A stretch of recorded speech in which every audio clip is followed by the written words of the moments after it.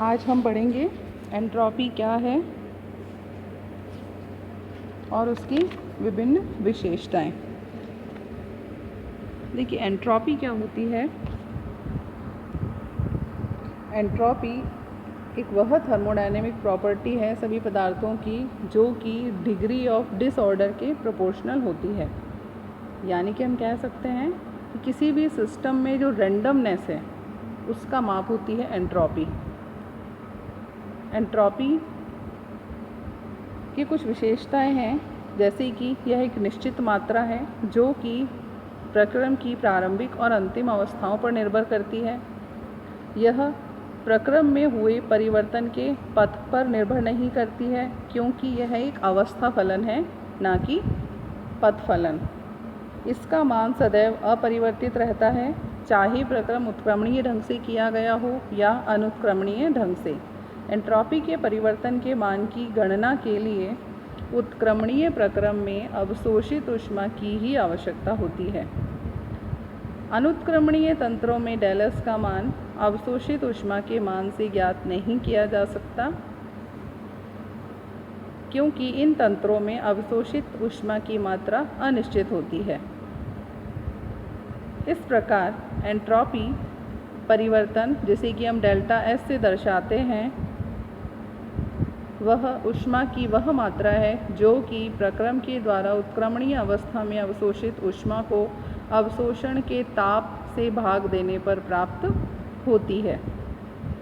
Mathematically किसी भी process के लिए हम डेलस को लिखते हैं Dallas S final minus S initial, यानी कि किसी भी तंत्र की अंतिम अवस्था में जो एंट्रोपी है, अगर उसमें से प्रारंभिक अवस्था की एंट्रोपी के मान को घटा दिया जाए तो एंट्रोपी में होने वाले परिवर्तन हमें ज्ञात हो जाएगा।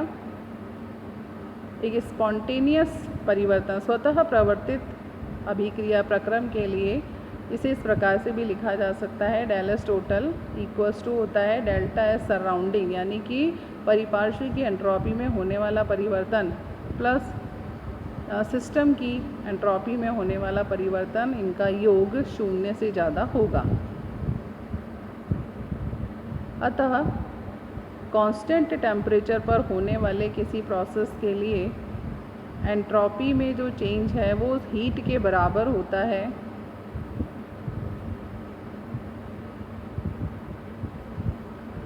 उस हीट के बराबर होता है जिसे उस एब्सोल्यूट टेम्परेचर से हम डिवाइड कर दें एक रिवर्सिबल प्रोसेस में।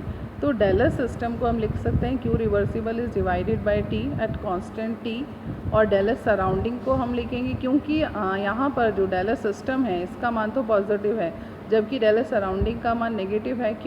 क्योंकि सराउंडिंग से ऊष्मा अवशोषित की जा रही है, यानी कि जो सिस्टम है वो परिपार्श्व से ऊष्मा ले रहा है। तो del S surrounding will be equals to minus Q system divided by T।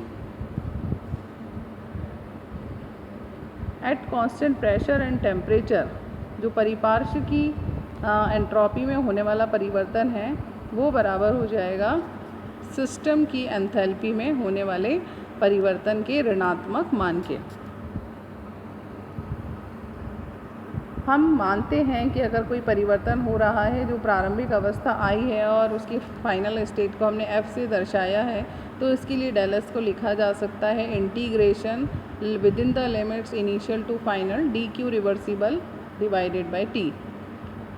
तो हम सभी प्रोसेसेस के लिए एक रिवर्सिबल पाथ चूज़ करते हैं। तो Q रिवर्सिबल किसके बराबर होगा, यानी कि एक उत्क्रमणीय प्रक्रम में जो किया गया कार्य है वो Q रिवर्सिबल के बराबर होगा। कार्य का ऋणात्मक मान Q रिवर्सिबल के बराबर होगा। ds सराउंडिंग बराबर हो जाएगा dQ surrounding in reversible process divided by absolute temperature of surrounding. Adiabatic process के लिए, यानी कि जो रुद्धोष्म प्रक्रम है जहाँ ऊष्मा सराउंडिंग से नहीं ली जा रही है, वहाँ पर डेलस सराउंडिंग का मान 0 हो जाएगा, क्योंकि सिस्टम परिपार्श्व से कोई ऊष्मा नहीं ले रहा। अगर हम यह दिखाएं तो ये del Q reversible divided by dV यहाँ पर 0 होगा। तो हम ये कह सकते हैं कि जो एंट्रोपी है एक अवस्था फलन है, क्योंकि ये पाथ पर निर्भर नहीं करती है। Entropy as a state function, एक आइसोलेटेड सिस्टम की जो एंट्रोपी है वो स्पॉन्टेनियस चेंज में बढ़ेगी, जिसे हम del S total greater than 0 से शो करते हैं।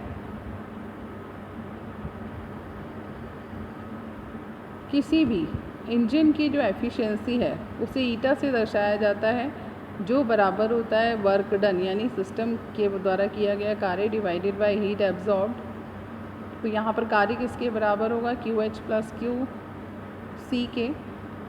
तो एफिशिएंसी को हम इस प्रकार भी लिख सकते हैं, W/QH बराबर है QH plus QC divided by QH equals to, हमने यहाँ पर इसको सॉल्व किया इक्वेशन को, तो इसे 1 प्लस QC अपॉन QH भी लिखा जा सकता है, या फिर हम इसे 1 माइनस TC अपॉन TH भी लिख सकते हैं। Remember that QC is smaller than 0, तो जो एफिशिएंसी है वो उस वर्किंग फ्लूइड के ऊपर निर्भर नहीं होगी। कार्नोट इंजन ये कहता है कि सभी प्रोसेसेस के लिए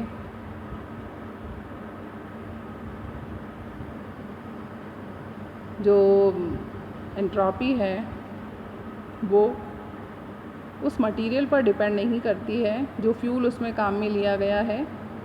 तो हम कह सकते हैं कि जो एंट्रोपी है वो एक स्टेट फंक्शन है, एक अवस्था फलन है। Thank you. इसके आगे का जो पार्ट है, यानी कि जो एंट्रोपी का ताप और एंट्रोपी ताप और आयतन का फलन होती है, ये हम अपने अगले वीडियो में देखेंगे। Thank you so much.